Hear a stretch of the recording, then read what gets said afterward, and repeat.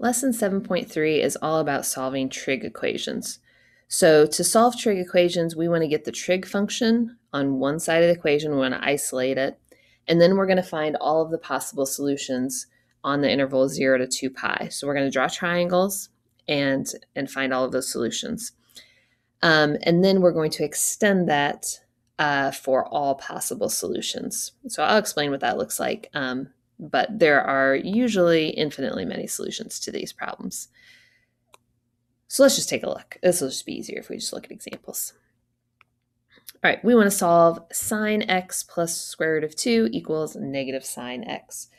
So we're going to start by getting sines on both sides.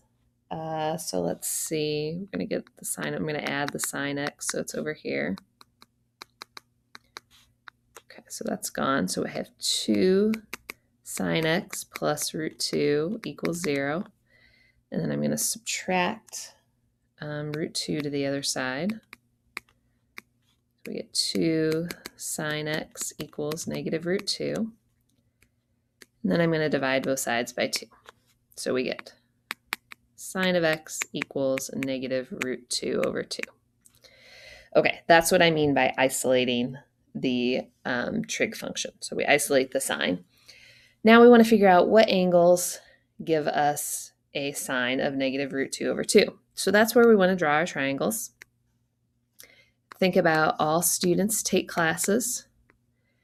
Sine is negative, so that means we are either in the third or the fourth quadrant. Okay.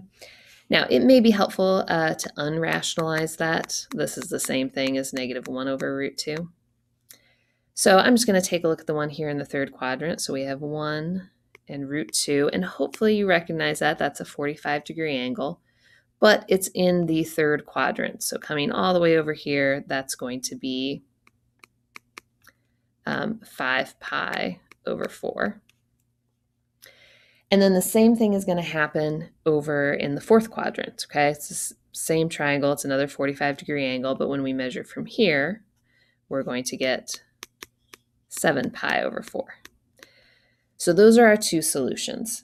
However, remember that any number of times around the circle will give us another solution. So here's 5 pi over 4, but if I go another full rotation around, that gets me to another one, and another full rotation, and another full rotation. So every time that happens, I hit another solution. So the way we account for that is we say plus 2 pi n.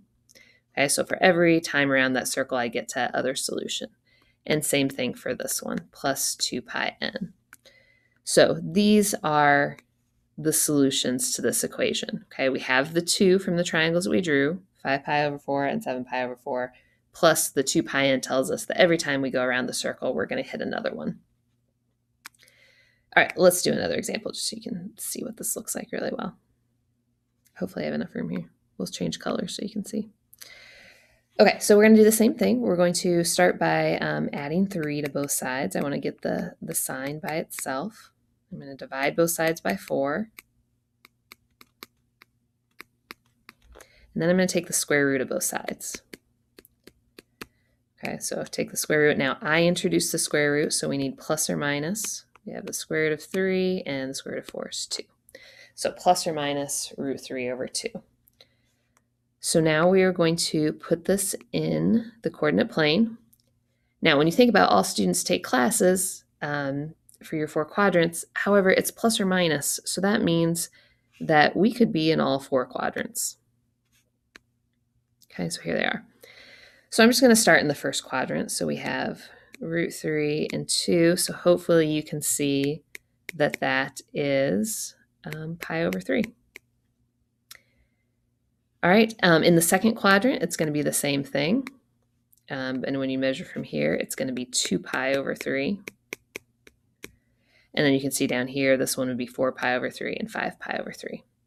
Now, I'm going to show you what's going to happen with these circle things. Remember that, so this is our pi over 3, this angle.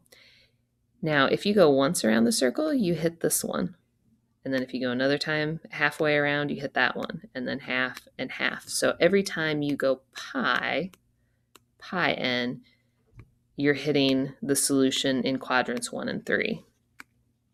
Now we can do the same thing. Here's this 2 pi over 3. If you go pi, then you hit the solution over here, and then another pi, and another pi, and another pi. So you are hitting a solution every pi n. Okay, so this thing is only going to happen when you have solutions in all four, but those are all of our solutions. This first one is hitting all the solutions in quadrants 1 and 3, and the second one is hitting all the solutions in quadrants 2 and 4. We'll see some more examples in the next video.